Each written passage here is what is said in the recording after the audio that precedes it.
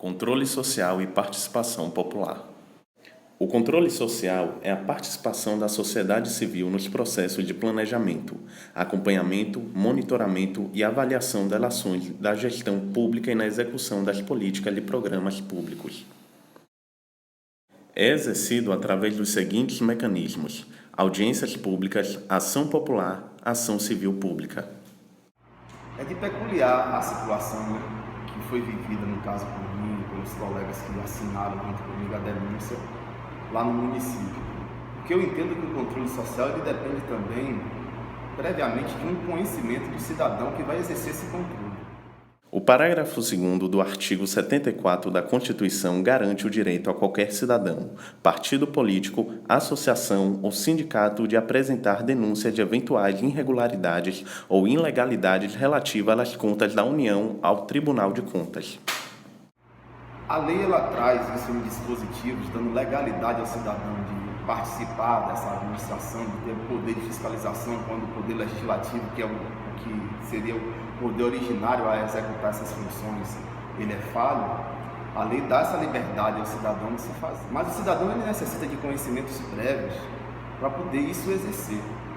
Sem esses conhecimentos fica difícil de você chegar dentro de um processo de pagamento que a prefeitura realiza ali de determinado tipo de compra ou de execução de serviço e você conseguir oferir dali, se você não conhecer, que houve um dolo, que houve uma intenção de desvio, que houve um superfaturamento, que houve uma camuflagem na documentação, que houve uma intenção de burlar, de forjar o processo licitatório. E tem que ter coragem para poder fazer. Mas você bate de frente com sistemas prontos, montados, uma teia muito bem armada, que você não briga só contra o executivo, você briga contra o legislativo, o executivo e às vezes até o judiciário, a depender do tipo de laço que está aí, o tamanho da cidade. A função real do que a gente estuda dentro da Constituição, que eram esses três poderes, eles serem separados e autônomos, um fiscalizando o outro, em função da questão financeira, acaba tirando esse poder de ele funcionar dessa forma. Porque existe um processo burocrático para isso. Essas contas, elas entram à disposição da população durante um período curto, que é de no máximo 60 dias, que o cidadão tem que ter um conhecimento prévio de que isso está lá à disposição dele, de qualquer cidadão, assim, tem um interesse, fazendo um pedido formalmente ao presidente da Câmara, de ter o acesso a essas contas e verificar o que está acontecendo. Mas em 2003, quando eu estive na Câmara de Vereadores, as contas elas não estavam lá. Em 2004, elas não estavam lá disponível. O que tinha dentro da Câmara de Vereadores era um classificador gigantesco com uns balancetes cheio de extrato de conta mostrando valores, coisa que não tem condição de você oferir o que se passou de verdade com aqueles recursos que entraram dentro do município. Segundo a alegação do presidente, que não havia espaço físico suficiente dentro da Câmara para comportar o volume das documentações para o processo de pagamento. A orientação deles mesmo disse assim: não, vá para a prefeitura e peça lá as contas, porque já existia um sistema blindado, na verdade, tanto do poder legislativo quanto do executivo, de esconder essas contas. O acesso à informação é um direito constitucional garantido pela Constituição de 1988. O artigo 5º, em seu inciso 33º, dispõe que todos têm o direito de receber dos órgãos públicos informações de interesse pessoal, de interesse coletivo ou geral, que serão prestados no prazo da lei. Eu tive durante 3 dias, enquanto ele estava dentro de Salvador, o acesso às contas, com os funcionários do meu lado, sentado, observando e anotando tudo que eu olhava. Onde entra a necessidade do conhecimento do cidadão para poder, de verdade, ele verificar essas contas? Eu trabalho com empresa de construção civil, desde o final dos anos 90. Eu já tinha um período de uns 7 anos, mais ou menos, de conhecimento de como aquilo funcionava. Eu já tinha participado do processo licitatório, eu já tinha visto aquelas notas de empenho, eu ia receber esses dinheiros dentro das prefeituras que ele trabalhava. Então eu já tinha um conhecimento bom, razoável, de como isso funcionava, que existia um processo para poder ser uma empresa daquela ser a vencedora daquela licitação. Esse processo de licitação ele tem a intenção de otimizar o gasto do dinheiro público. Esse erário ele tem que ser economizado, tem que ser gerido da melhor forma possível. Esse é o objetivo do processo licitatório, é o melhor para o ente público, para a coisa pública. Mas quem nunca participou disso, ele não tem conhecimento de como isso funciona. Que isso parte primeiro de um certame, que é o edital, onde vai conter todas as especificações do serviço ou da mercadoria que tem que ser adquirida, e quais são as empresas que estão aptas a participar daquela licitação. Se existem prazos, eles têm que ser fixados, alguns têm que ser publicados no Diário Oficial em virtude do valor, né? O valor do empenho que vai ser gasto. Porque dentro desses 3 dias a gente tentou focar, porque a gente não tinha muito tempo. Sabia que a partir do momento que o prefeito pisasse dentro da cidade, ele ia negar as contas na mesma da hora. Então a gente procurou focar no que chamasse mais atenção, que girasse mais dinheiro. Um dos principais geralmente é a educação. Então a gente foi para cima dela, buscando duas linhas. A da área de construção, por causa do superfaturamento na hora de reforma de escola, isso aí eu tinha facilidade de auferir por causa de trabalhar a tempo com a área de construção, e o outro na área de educação, na área de merenda escolar. Mas quando a gente estava fazendo isso, à medida que a gente anotava, percebia-se que as empresas que participavam daquela licitação eram sempre as mesmas. Não eram poucas, não eram 11, mas só que elas circulavam entre elas. Você identificou mesmo assim a questão do cartel, né? Da mesma forma que a gente vê em outros níveis da administração pública, lá na sua situação você identificou bem isso. Apesar do edital ser uma coisa pública, ela tem que ser publicada para que o povo tome conhecimento, a gente nota que só participavam das concorrências aquelas mesmas empresas. Até então, do processo legal, aquilo ali estava tudo beleza, não tinha nada de erro, estava tudo certo. Segundo o ponto de vista legal do que a lei manda, né? Você não consegue oferir que aquilo ali tinha erro, estava tudo certo, os pagamentos feitos, as notas fiscais de entrada daquela mercadoria. Aí como você chegar ao fato de descobrir que aquilo ali existia realmente uma malversação daquele dinheiro, e que toda aquela papelada não passava simplesmente de uma maquiagem do que de verdade se trabalhava por trás daquelas notas, os 5 que assinaram junto comigo a denúncia, um representante de partido político, na época acho que era presidente do PHS, a outra uma menina que é enfermeira, ela é presidente de uma associação de bairro, um empresário, né? Porque você precisa de ramos diferentes da sociedade, pessoas diferentes, para poder compor aquela equipe que vai assinar esse tipo de ação civil pública. Pelo menos na época, segundo o que a lei exige dentro da lei, é que a sociedade ela tem que estar envolvida naquilo, não é só um interesse particular em fazer. O município pequeno ele depende muito da prefeitura, né? Dos empregos diretos e indiretos que a prefeitura gera, né? E a força dela é esmagadora. Isso tudo para mim era bom e positivo, porque ao passo que ele negou as contas, como eu não tinha a prova ainda de que havia sido processado dolo, malversação do erário público, eu já tinha um outro crime para incriminar ele, que era o de improbidade administrativa por me negar as contas. Quando a gente voltou, saiu de lá e ficou só com essas informações nas mãos, com o endereço das empresas, número de telefone, a gente buscou ter o máximo possível de informação sobre de quem participava, porque a gente ficou curioso. Os valores eram altos e queria saber até se esse pessoal não era parente de algum dos funcionários da prefeitura ou do próprio prefeito, ou algum laranja que ele tivesse colocado na cidade. Mas quando a gente vai ver os endereços era tudo de capital. Aí ficou mais difícil, porque era tudo de Salvador. Disse assim, rapaz, então bora em logo, vamos ver se essas empresas lá, como é que funciona, que a gente vai descobrir quem é quem deixa de ser. E na primeira visita que a gente fez, o endereço que mostrava era uma banca de jogo do bicho da para todos. Aí a gente foi para a terceira, a segunda. Na segunda era uma garagem. Na terceira era um hotel Parada. No outro era um terreno baldio. E assim seguiu. E depois de descoberto que nos endereços, na parte física, não existia essas empresas, a gente resolveu procurar os funcionários das escolas, para poder saber o que entrava de merenda de fato dentro das instituições. Eu disse, e tal coisa assim, sardinha enlatada, vocês têm algum tipo de prato que sai a sardinha com o quitute, ou com a salsicha, calabresa, com carne mesmo de sertão, charque, vem para aqui, e com a comida com feijão, algum tipo de merenda sai aqui com feijão, não com macarrão, e tipo de suco mesmo, a base assim de polpa, vem alguma coisa, não. Mas isso constava nas notas fiscais. Aí como aquela mercadoria entrou e não chegou na escola. Como aquele tipo de merenda que era para ter lá no cardápio das crianças, não chegou, né? Aí vem assim, bom, então já temos mais um indício aí de que o que está ali não é verdade. E uma das pessoas que me ajudou trabalhava na prefeitura de Piraí do Norte.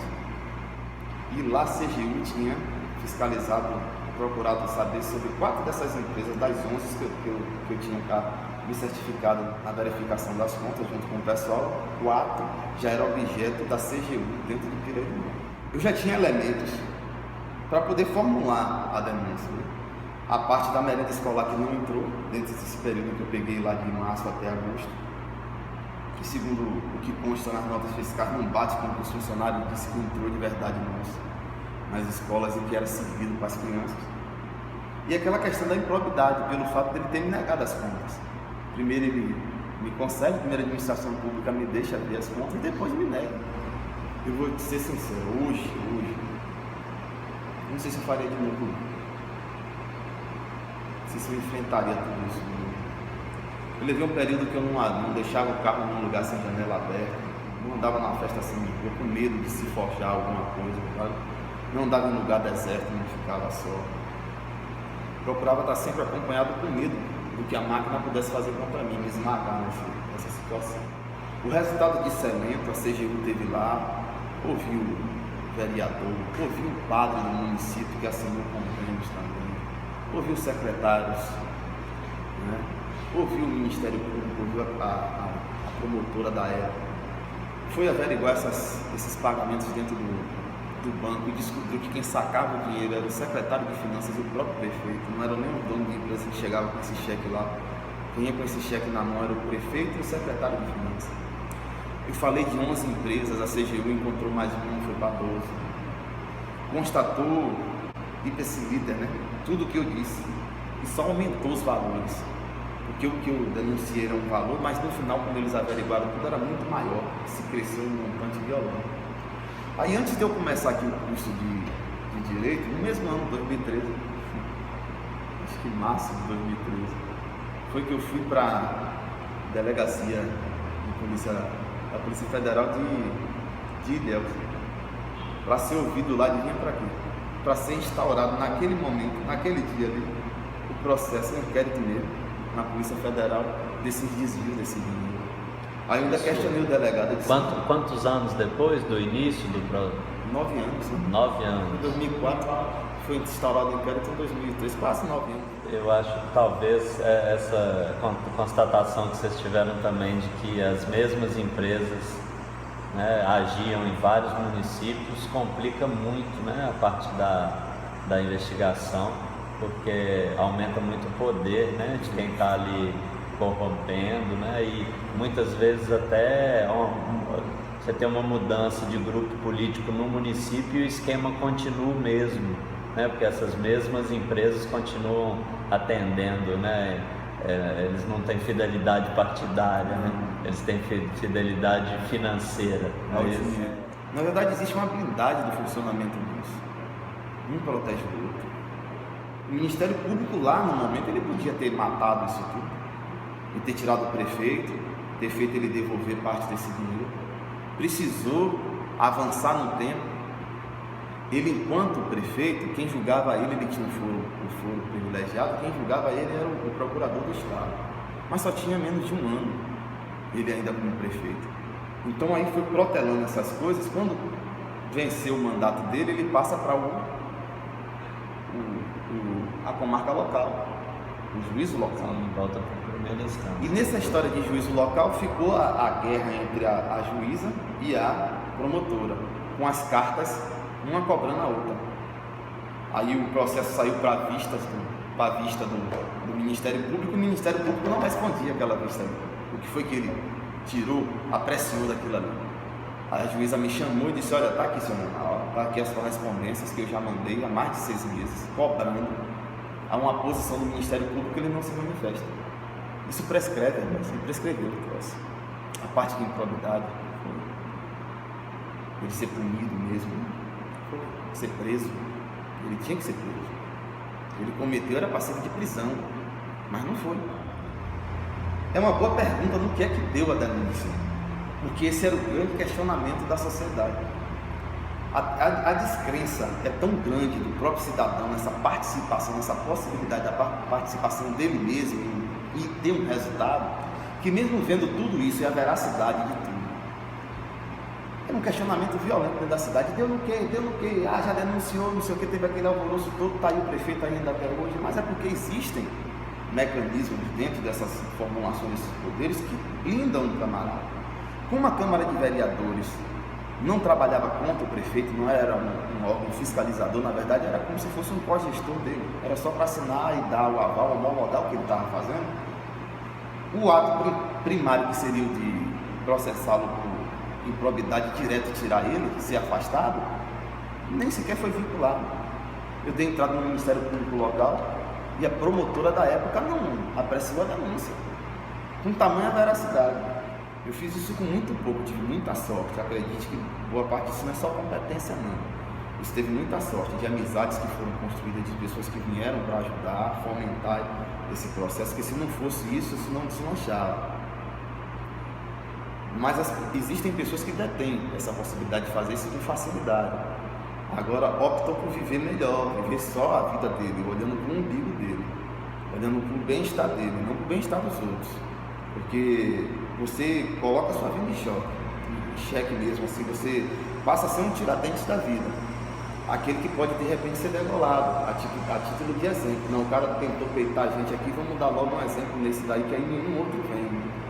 Eu dei muita sorte, eu mexi com muita gente mesmo. Mas que fique como exemplo, quem sabe outros não criam essa coragem de fazer, porque se não fizer isso, se não houver essa movimentação da população, com todas essas dificuldades que tem, não buscar esse conhecimento para poder fazer isso, utilizar esse conhecimento que se adquire para fazer isso, a gente não vai conseguir mudar isso. No Brasil, a Constituição de 1988 trouxe em seu texto inúmeras colaborações dos movimentos sociais organizados. De certa forma, o texto constitucional representou muitos dos anseios populares e estes foram incorporados ao texto da Carta Magna. A Constituição Cidadã prevê a participação direta dos cidadãos, através dos chamados Institutos de Democracia Direta ou Semidireta, como o plebiscito, o referendo, a iniciativa popular de lei, os tribunais populares, os conselhos e outros canais institucionais de participação popular. Então vem o contraponto da participação popular, dos movimentos sociais, que faz o direito crescer, a economia se tornar social, a medicina ser amigo do maior. É esse jogo de uma classe minoritária, mas que tem o poder, com a classe maioritária, que é o povão, que é o popular, que vem do popular, da população, faz parte do movimento pela reforma agrária. Por incrível que pareça, o movimento da reforma agrária ele vem inerente à pessoa humana. No Brasil, praticamente está desde as capitanias hereditárias, que eram Seis Marias. Aí, por exemplo, o MST é o que está atual hoje, que não é só o MST, o MLT, é a Igreja Católica, é o Sindicato dos Trabalhadores Rurais, todo esse pessoal tem a bandeira da reforma agrária.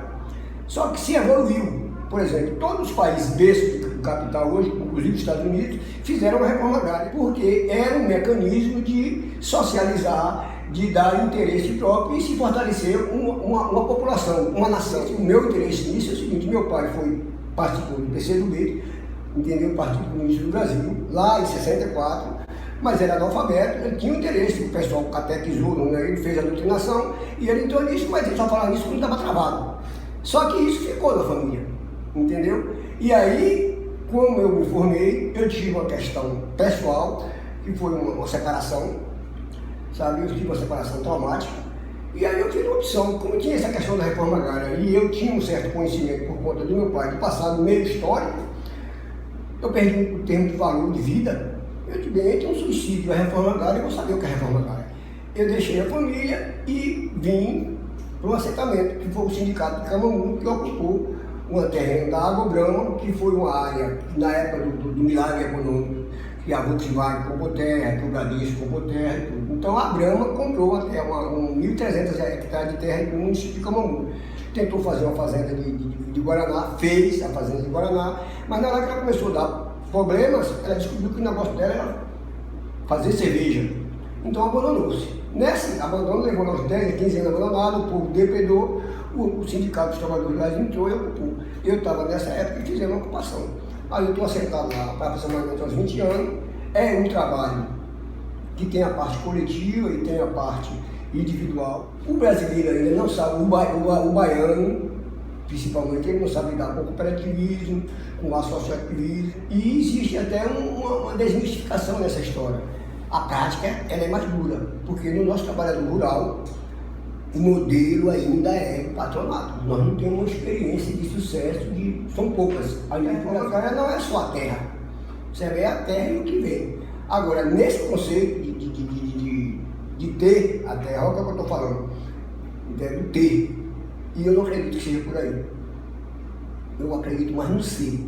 Agora, a gente não tem experiência coletiva de sucesso, entendeu? O nosso modelo ainda é o modelo capital, que eu tenho sucesso e o resto que se dane, principalmente a natureza. Então, o que eu vejo é o seguinte, eu vou colocar a nível das comunidades pesqueiras, das comunidades seguintes. Você ser agricultor hoje, primeiro o campo está vazio. 80% da população hoje é urbana. Então eu acredito que o campo vai chegar para um momento de um estilo de vida. Eu vou excluir o que eu quero comer e eu não quero transgênico. Eu quero produzir a minha alimentação. Então os meus colegas assentados, eles não têm uma cultura aqui no Baixo Sul de plantar a alimentação. Eles têm uma cultura de plantar a lavoura de exportação, que eu acredito que é um grande dos malefícios. O Brasil ficou para produzir produtos primários. E o que a gente tem conseguido com isso? Então o pequeno produtor, ele não está apto ainda a produzir. O grande problema é a ignorância. Se a gente tivesse realmente uma educação universal, a gente chegaria a um bom termo. Mas essa participação, ela tem um outro viés também, que é o controle das ações do governo, né? A participação popular, ela visa estar ali de olho em todas as movimentações.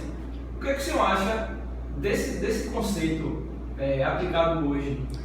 Eu vou dar um exemplo meio prático, e aí já é uma vivência minha agora, estou fazendo pedagogia e eu estou vivendo no meu urbano, eu estou na casa da residência. Se você pegar o ser humano periférico, das favelas, da periferia do centro urbano, ele é mais grosso, ele é mais ignorante perante a vida do que o cidadão do campo, que eu estou.